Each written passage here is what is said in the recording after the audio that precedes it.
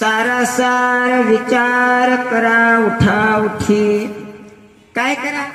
या मनुष्य देहाला आल्याच्या नंतर माणसाने विचार करावा आणि विचार असा करावा की एकदा विचार केल्याच्या नंतर त्याला धरू नये. आणि एकदा विचार केला की पुन्हा त्याच्याकडे अजिबात जायचंच नाही. आणि विचार केला तर त्याला सोडायचं नाही. मग कशाचा विचार करायचा नाही? पाप करण्याचा विचार कधी अजिबात मनामध्ये आणायचा.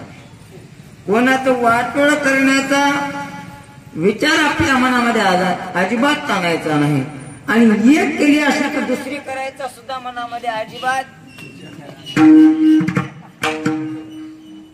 प्रमाण आहे महाराज. एका पुरुषा दोन नारी, पाप वसे त्याचे घरी. महाराज म्हणतात एक सोडून जर दुसरी केली तर काय लागते?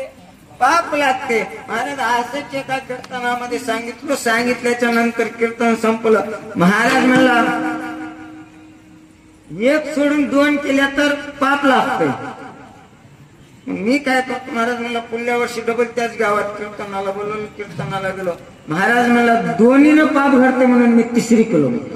आता याचं कुठं प्रमाण आहे काय?